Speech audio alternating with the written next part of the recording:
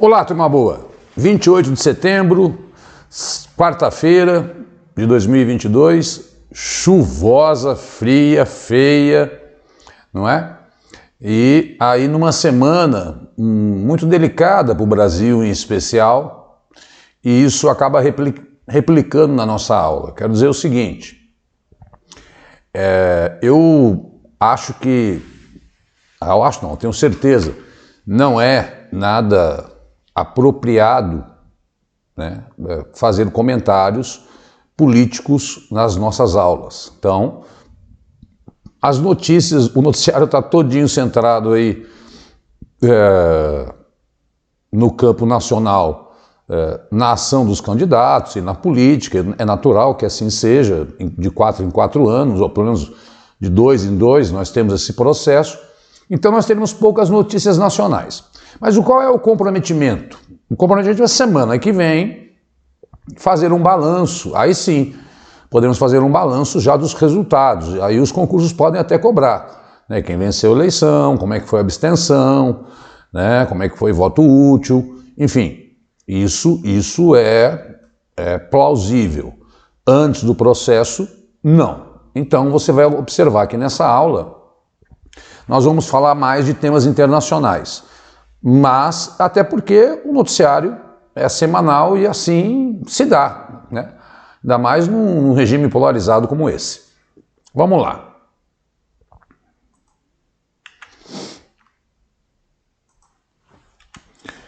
Muito bem, esses são os nossos endereços que a gente sempre pede para você seguir-nos, né? Sobretudo no Instagram, que a gente sempre publica aí, enfim, tudo que está acontecendo nas nossas aulas. E o meu canal no YouTube, que está crescendo a passo de tartaruga manga, mas que não tem problema. A gente chega lá, né?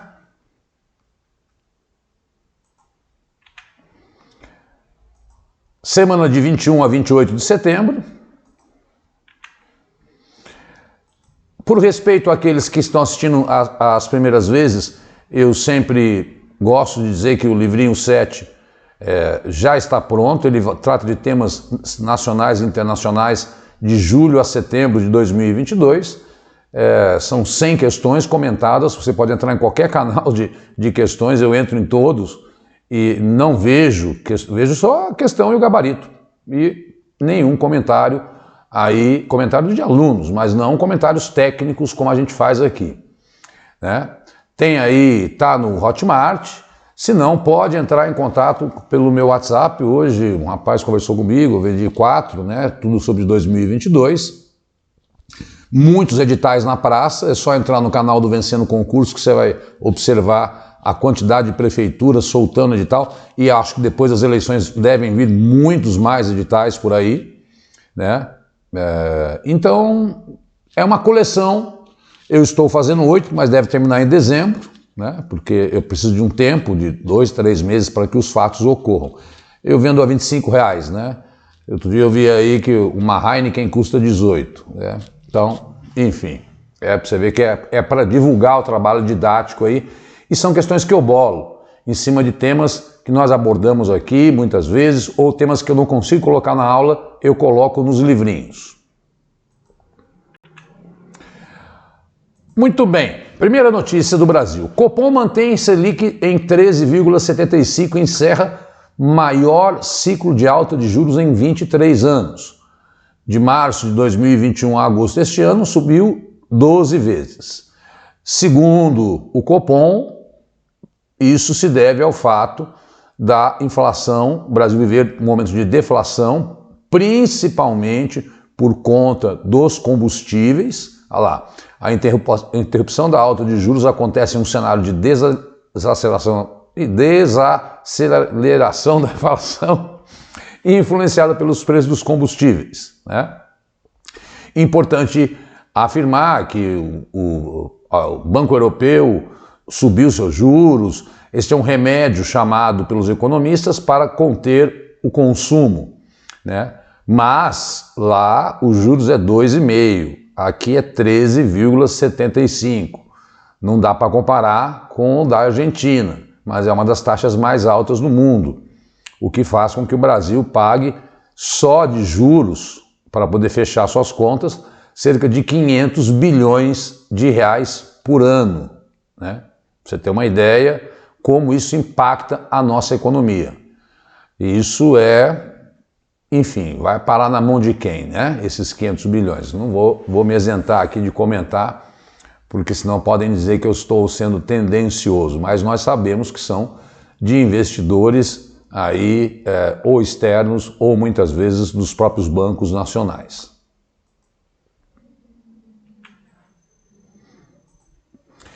STF decide que é dever do Estado garantir vaga em creche e pré-escola. Ministros julgaram a ação do município de Criciúma, que questionava a extensão do direito previsto na Constituição. A maioria votou para estabelecer condicionantes para o cumprimento da regra. Bom, está lá no segundo parágrafo dessa notícia. Essa garantia já é prevista na Constituição. No caso julgado, no entanto, o município de Criciúma defendia que o poder público deveria cumprir esse papel na medida de suas possibilidades, já que nem sempre há recursos suficientes. Além disso, dizia que o Poder Judiciário não poderia interferir nos planos e metas municipais.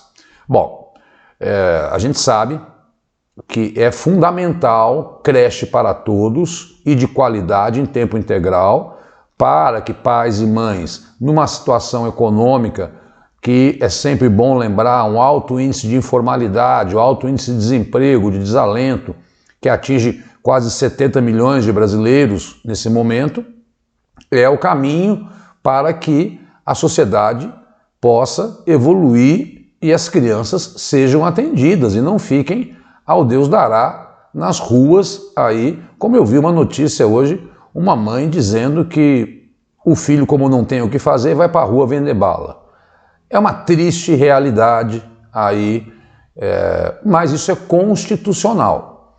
A gente sabe que houve um corte no orçamento da educação, da ciência para o ano que vem, uma redução do ICMS dos municípios, e eu tenho muito dó de quem vai assumir o Brasil em 2023, porque terá que refazer essas contas aí, porque estados e municípios mais pobres não arrecadam e não conseguem atender a esta garantia prevista na Constituição. Mas o STF, como você bem sabe, tem a função de balizar e avaliar temas constitucionais. Então, só reforçou aquilo que já está, para quem estuda direito constitucional, sabe muito bem do que eu estou falando. Depois eu saio daqui. A Amazônia concentra 91,6% de toda a área afetada pelo garimpo do Brasil, aponta Mapa Biomas. Levantamento realizado desde 1985 também demonstrou que territórios indígenas mais afetados são os Kaiapó e os Munduruku. Bom, então, deixa eu sair daqui para ficar fácil de você ler aí o edital. Os números são assustadores. A devastação provocada pelo garimpo dobrou em apenas 10 anos. 99 mil hectares para 196 mil hectares. Ora, cada hectare equivale a um campo de futebol. Então, 196 mil campos de futebol desmatados para garimpo e mineração, né? A mineração está lá embaixo, é mais diversificada, incluindo minério de ferro, alumínio, níquel e cobre. O garimpo é focado na obtenção de ouro e estanho. Juntos, Cumil-J ali, Pará e Mato Grosso representam 71% das áreas mineradoras no país, a somar a mineração industrial, que muitas vezes é legal. Mas esse garimpo, nós sabemos que, na maioria dos casos, é ilegal. Lá embaixo tem os municípios, né? Então, não é só, é bom lembrar que não se trata de desmatamento apenas para grilagem de terras ou para venda ilegal de madeiras, tá? Então, eu coloquei aqui um mapinha mostrando aí, ó, área de mineração por bioma. Bioma é a vegetação, né?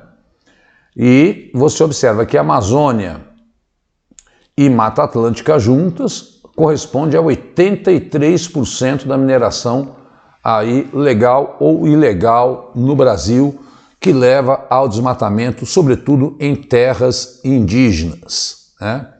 Veja que no Pantanal não há mineração, né? E muito pouco nos pampas gaúchos.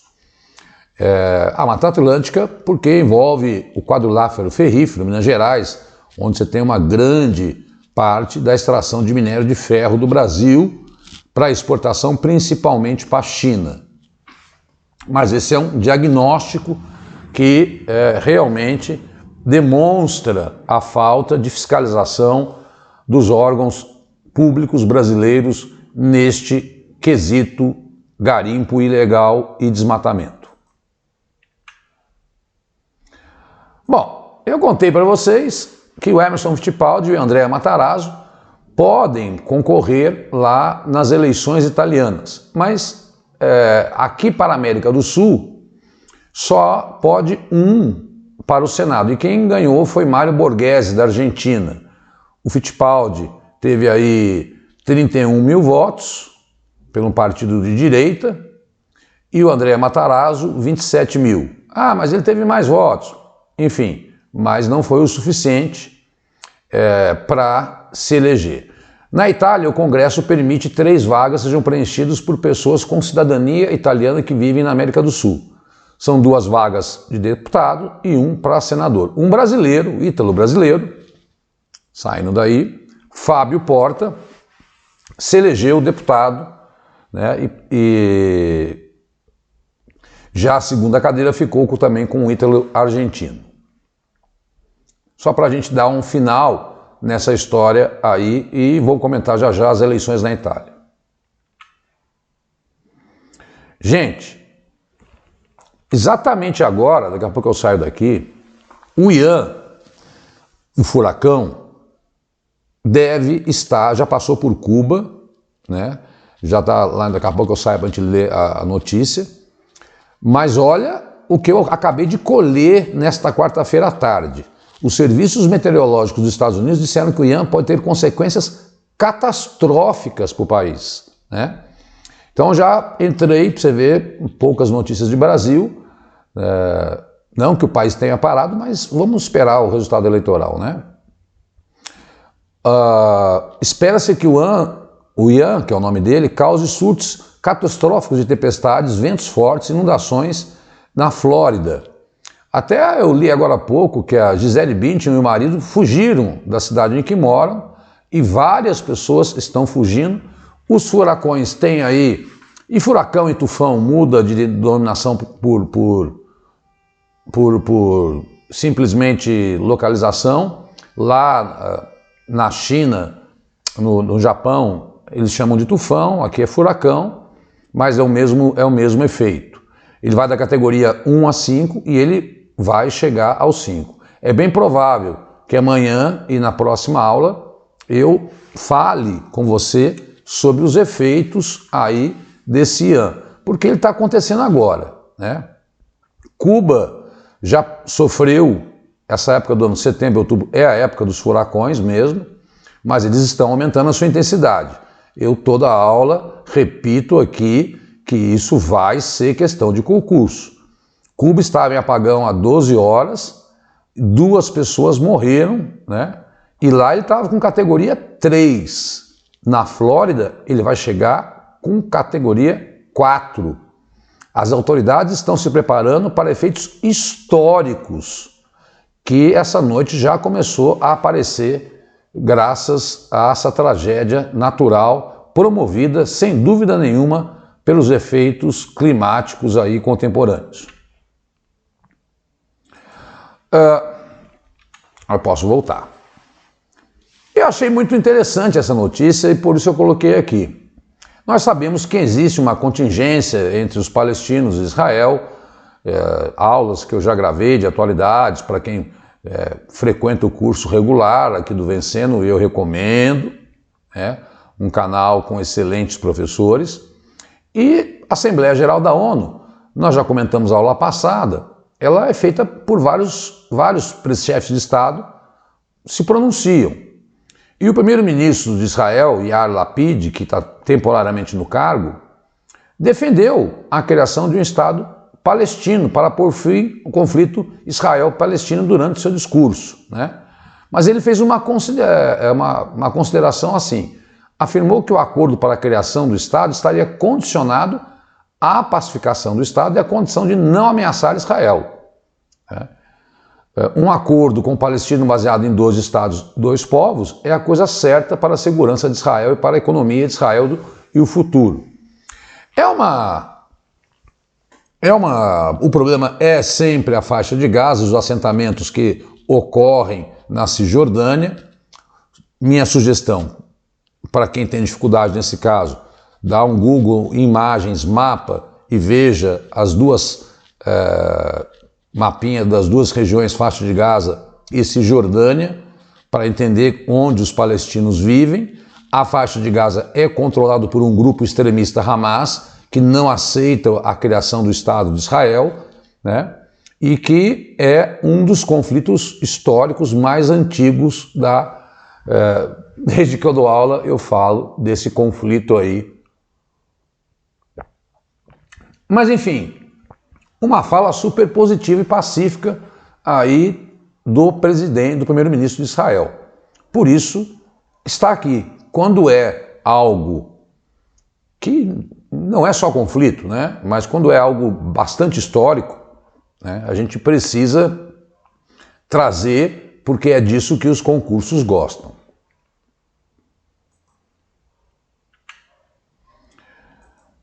Todo mundo sabe, eu contei a aula passada, que a Cristina Kirchner sofreu um atentado. Aqui, e ela fez um pronunciamento.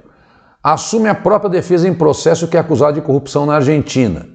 O Ministério Público pede 12 anos de prisão para ela e também quer que a Justiça proíba sua participação na política. Ela diz que ela mesma vai fazer a sua própria defesa. Eu vou sair daqui para que vocês vejam aí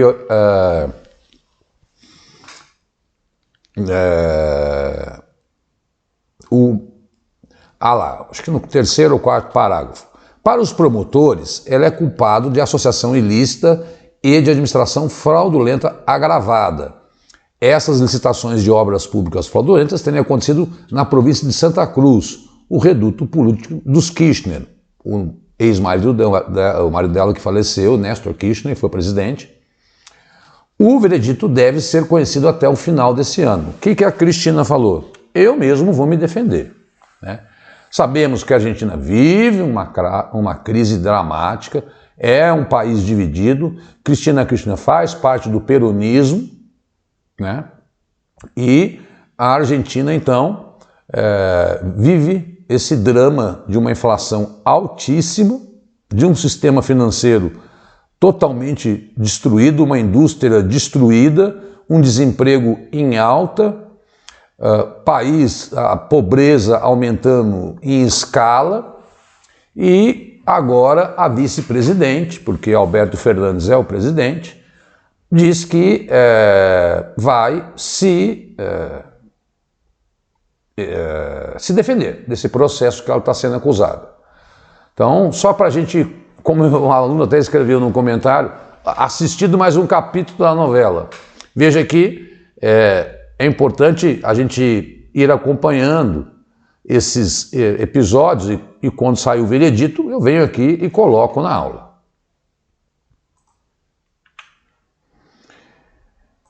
Olha que loucura. Milhares de pessoas protestam no Irã para defender o uso do véu. O governo pediu para seus apoiadores irem às ruas defender o uso do véu. O país vive onda de manifestações contra a polícia dos costumes e o uso obrigatório do véu. O que está acontecendo no Irã? Gente dos 2 lados, né? Radicais islâmicos, um país de maioria xiita, né? Que é governado por um líder religioso, Ayatollah Khamenei, e que usa como regra as leis do mundo islâmico, que estão lá no Alcorão, onde a mulher, todos nós sabemos, é muito perseguida, não só lá no Afeganistão, na Arábia Saudita e muitos países do mundo árabe. Ocorre que semana passada ou retrasada, eu vou até sair, né? A onda de manifestações foi desencadeada pela morte de Masha Amini, uma jovem que foi presa pela polícia dos costumes por não estar usando um véu como as autoridades consideram correto. A Amini foi declarada morta em 16 de setembro, 3 dias após ser detida em Teherã pela polícia.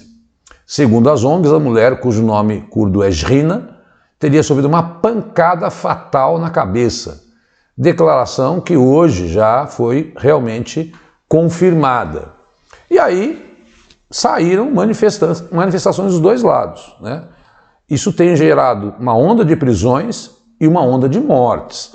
Ocorre que a notícia oficial do Irã nunca chega na gente. A gente sabe que está tendo manifestação, né?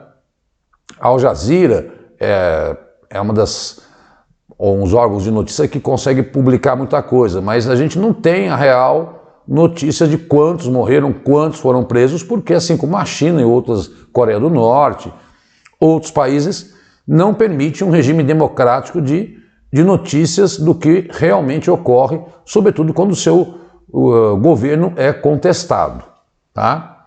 Mas é interessante, né? Você vê que tem os dois lados de uma história.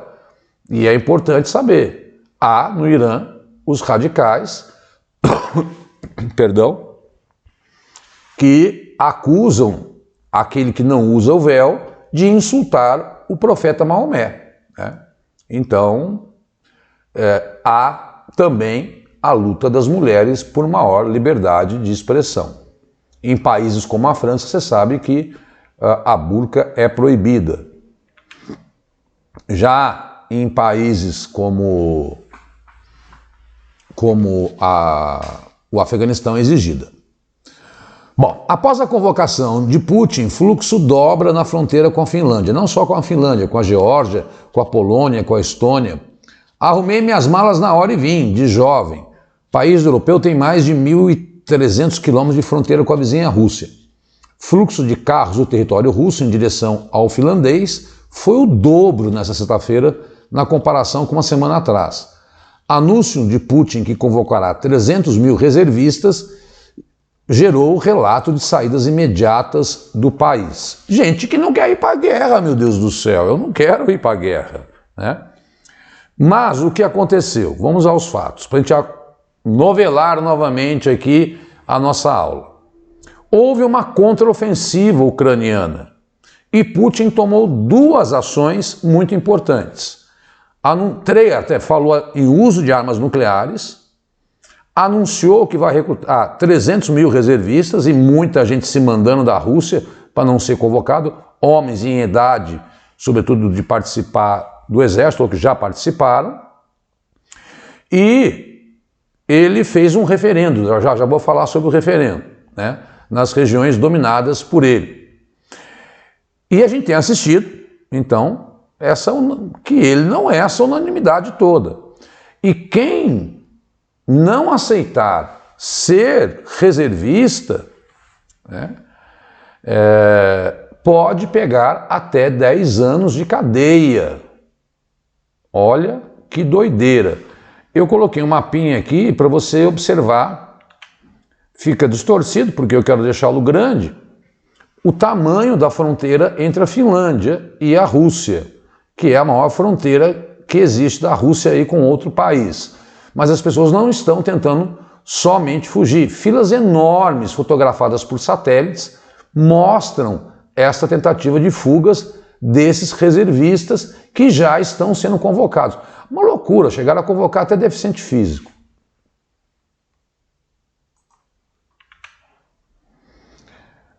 Essa é bem legalzinha para quem gosta aí de mundo e até a NASA já divulgou a notícia, né?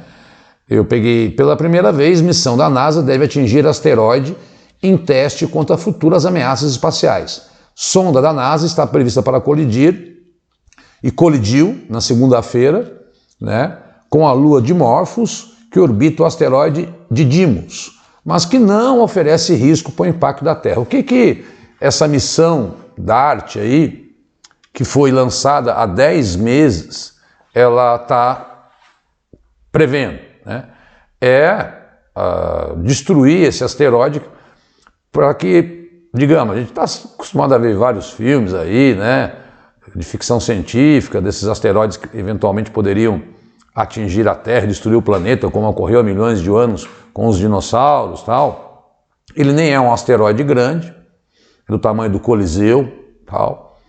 E a NASA, então, enviou esse foguete para bater nesse asteroide e avaliar. E agora ela vai avaliar. Realmente, conseguimos fazer com que ele desviasse?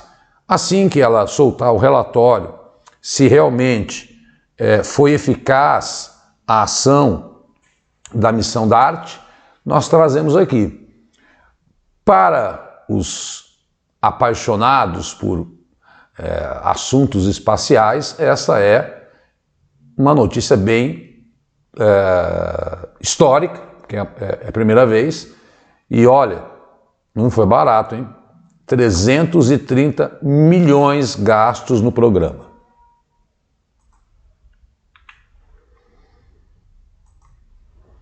Putin concede cidadania russa a Edward Snowden. Ex-funcionário da CIA, Snowden havia recebido asilo na Rússia após fugir do julgamento por vazar arquivos secretos em 2013. E agora que ele não vai, se ele tem a cidadania, agora que ele não vai ser realmente capturado pelos Estados Unidos, né? Então, saindo daqui, Snowden, de 37 anos, vazou arquivos secretos que revelavam enormes operações de vigilância doméstica internacional da Agência de Segurança Nacional Americana, NSA, quando prestava serviço à instituição vinculada ao Departamento de Defesa dos Estados Unidos. As autoridades norte-americanas tentam há anos a extradição dele, para que ele possa ser julgado pelo vazamento de informações. Ele se refugiou na Rússia, que é um inimigo aí não declarado, mas se posiciona totalmente contra a política externa norte-americana, e agora o Putin, aí reagindo às sanções que vem sofrendo, concedeu cidadania ao Snowden e agora que ele não será extraditado porque ele é um cidadão russo e isso o impede de assim acontecer. De fato, nós temos espionagens internacionais. Foi um japonês foi preso na Rússia acusado de espionagem. A Ucrânia diz que um brasileiro esteve presente. Tudo são falas, né, retóricas que a gente não pode simplesmente... mas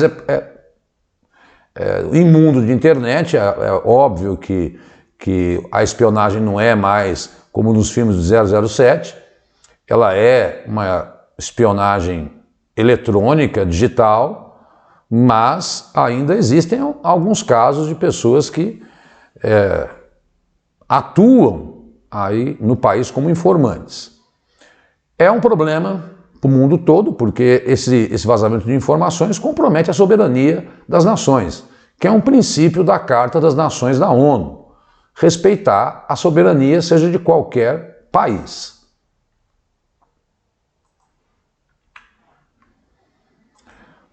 Olha que legal essa notícia também. Cubanos aprovam legalização de casamento entre pessoas do mesmo sexo. Adoção gay, barriga de aluguel.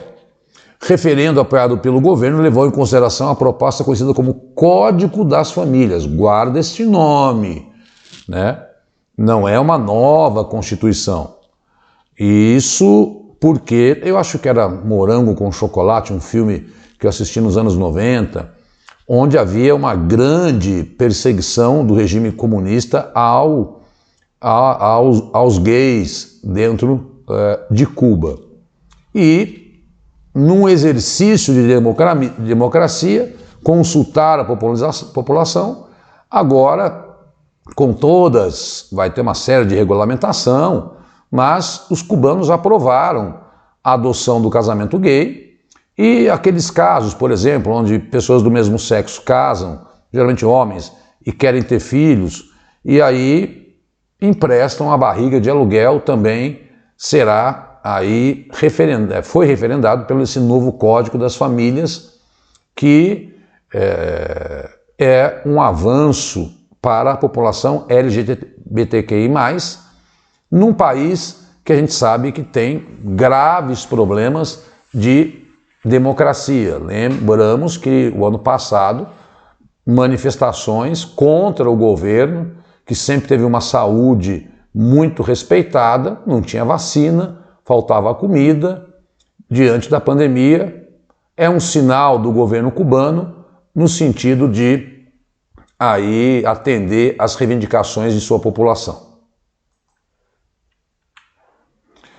Meu Deus, Giorgia Meloni vence eleições. Pela primeira vez desde 45, terceira maior economia da Europa, que está muito mal das pernas, está prestes a ser governada por uma liderança de extrema direita. 45 é o final da Segunda Guerra Mundial. Essa Giorgia Meloni, ela já se declarou simpatizante de Mussolini, né? E ela diz assim, não, eu gosto daquilo que Mussolini fez pela economia, mas não pela política. Mas ela é de extrema direita, ligada a Viktor Orbán, da Hungria, ao presidente da Sérvia, a Le Pen, da França. Ela defende uma Itália soberana, né? Ela, enfim, produziu pronunciamentos em sair da União Europeia, né? O Fratelli Irmãos, né, que usa até um símbolo do próprio fascismo, que é a chama. O Partido Irmãos da Itália, deliberado por Giorgia Meloni, considerou-se como uma força política nesse domingo nas eleições no país, domingo agora. A aliança de direita dirigida pelo partido de Meloni teve em total 43% dos votos, além da maioria da Câmara dos Deputados e no Senado. A coalizão é formada pela extrema-direita, do partido Liga, de Matteo Salvini, e do Berlusconi, né? Então, os 43 mais os 9 mais os 8 vão dar a esta deputada de extrema-direita, né, a possível... porque vai ser dia 13 a posse, e aí eu volto aqui e falo se ela realmente se configurar. Todos os analistas de relações internacionais dizem que sim, ela será aí a primeira-ministra. Mas, repito, Itália vive um drama econômico. Se ela começa muito a falar mal da União Europeia, a Itália recebe ajuda da União Europeia, porque ela passa por uma crise econômica muito delicada, mesmo sendo a terceira economia, indústrias fechando, né? Sair da União Europeia não me parece ser prudente nesse momento para a Itália, dado que perderia essa ajuda. Há outras limitações, né, também dentro dessa história toda, mas ela é antissemita, ela é anti-islâmica, é uma conservadora, fala em tradição, família e propriedade, que era o lema do fascismo, né? E, enfim, uma Itália votando numa extrema direita aí. Enquanto a gente vê uma onda de esquerda vencendo na América do Sul, nós temos aí alguns países da Europa, como Hungria, Sérvia, Polônia e agora a Itália, sendo governados pela extrema direita conservadora. Em grande parte isso ocorre devido ao medo da chegada de refugiados, que só aumenta na Europa diante das crises na Ásia e na África.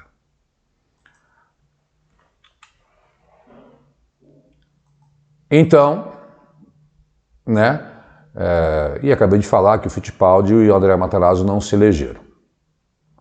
Quando ela tomar posse, eu volto aqui e afirmo a vocês.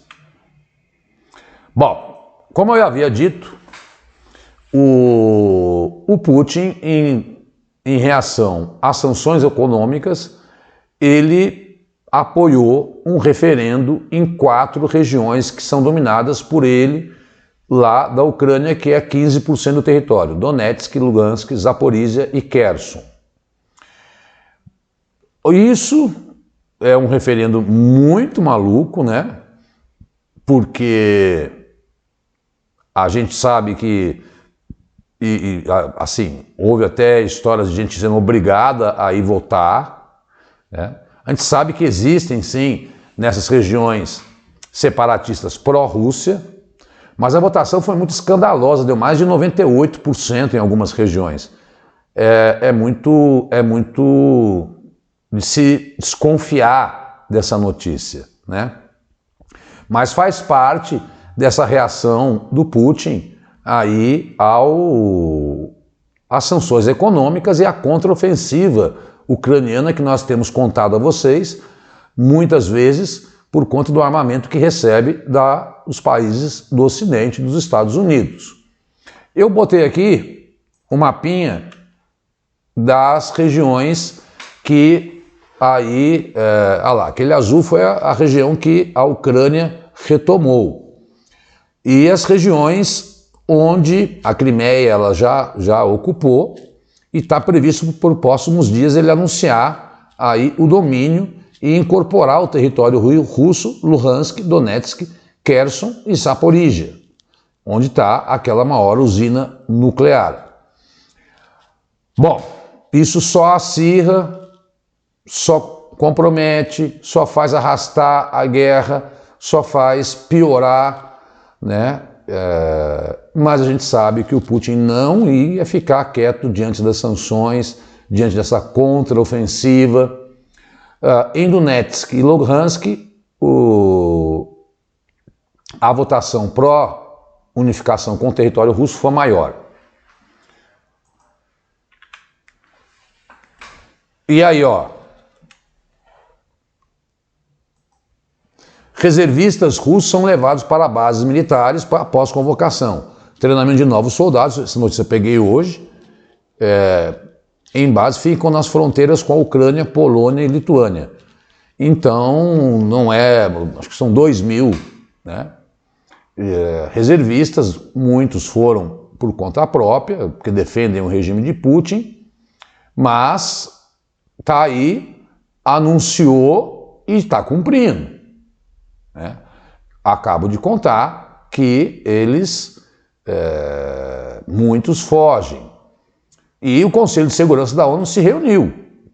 E eu saindo daqui. União Europeia condena resultados do referendo pró-Rússia na Ucrânia. Bloco Europeu considera legal e afirma não reconhecer resultados divulgados nas 4 regiões ucranianas ocupadas pela Rússia. Sim, obteve aprovação de até 99%, né? É muito louco, né? O presidente do Conselho Europeu não reconhece os referendos. O governo do Canadá diz que vão impor mais sanções, né? Vamos conferir quais serão essas novas sanções. O governo do Canadá também afirmou que imporá novas sanções, assim como o Reino Unido. Olaf Scholz reforçou não aceitará o resultado dos referendos e que vai continuar apoiando a Ucrânia. E só para a gente retomar, desde a invasão da Ucrânia pela Rússia no final de fevereiro, a União Europeia já impôs 6 rodadas de sanções. O que dizer, né? Enfim, uma guerra que se arrasta e que não só piora a cada dia. Hoje tinha um artigo, mas quando é artigo de opinião, assim, eu não gosto muito de colocar aqui, que acha que as tensões devem aumentar, sim, nos próximos meses, principalmente por aquilo que eu já falei, aí da chegada do inverno. Houve uma denúncia de vazamento do Nord Stream, daquele gasoduto, que uns acusam a Ucrânia, outros acusam a Rússia. Bom, meu povo, é complicado, né? Mas eu tenho que trazer as notícias aqui. Acho que agora já chegamos aí ao fim, né? Com os 16 temas. Esta é a coleção de livrinhos, para o próprio nome já diz, o azul e o salmão são temas de 2021. Quando a pessoa adquire mais de um, como hoje, eu esqueci o nome do rapaz, eu queria até agradecê-lo, que ele acompanha todas as aulas, né? Ele comprou 4 livros, eu dei o terceiro para ele, fiz um desconto e tal.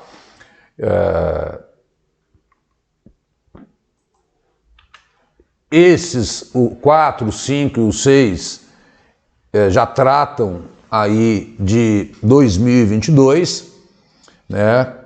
Ali o 4 de fevereiro a março, o 5 de março a maio, o 6 de maio a julho e o 7, que é o último, de julho a setembro, tá? É um material que é a melhor coisa que eu acho que eu já produzi na minha vida. Não, eu fiz minha pós-graduação.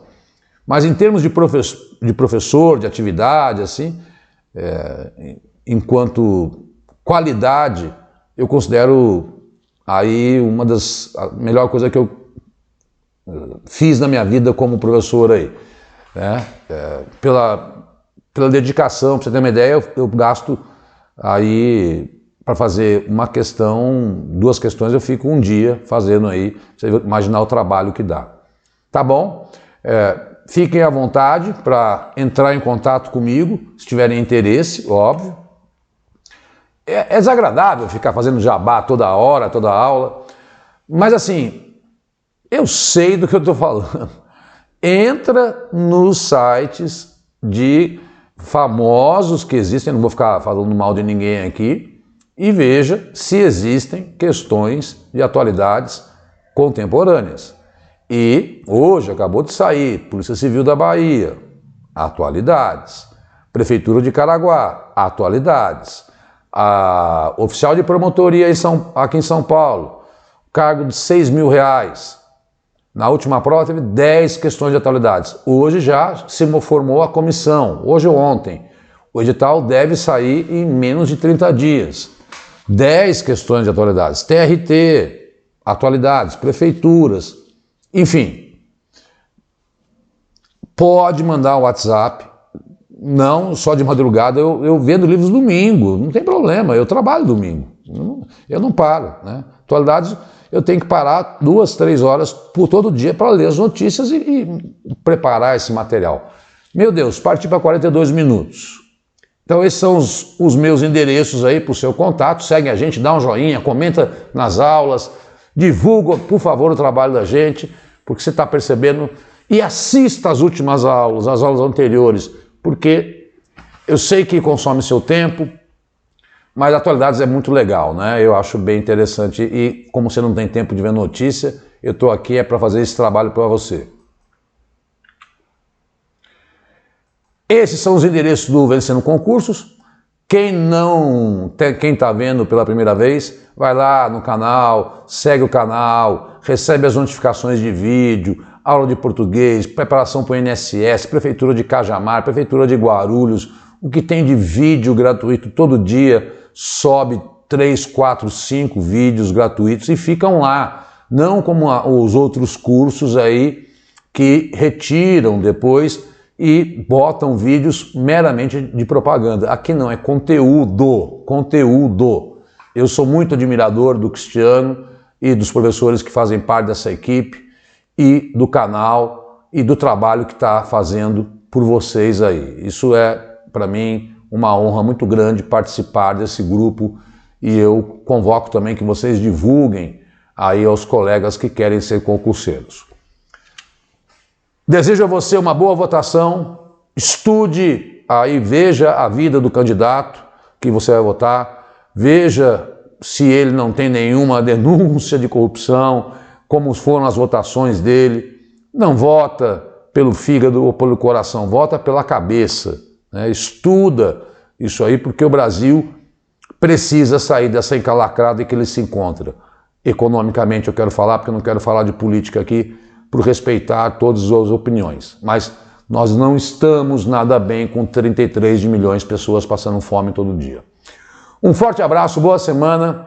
Já é outubro na próxima aula. Fica com Deus, vota direitinho, vota pelo bem do Brasil e para que a gente possa aí sair dessa situação que se não nos atinge diretamente, indiretamente, porque quem é sensível sabe o quanto é doloroso aí ver essas cenas de violência, dessa polarização odienta, enfim. Tchau, tchau, pessoal. Boa votação, fiquem com Deus. Tchau, tchau. Muito obrigado.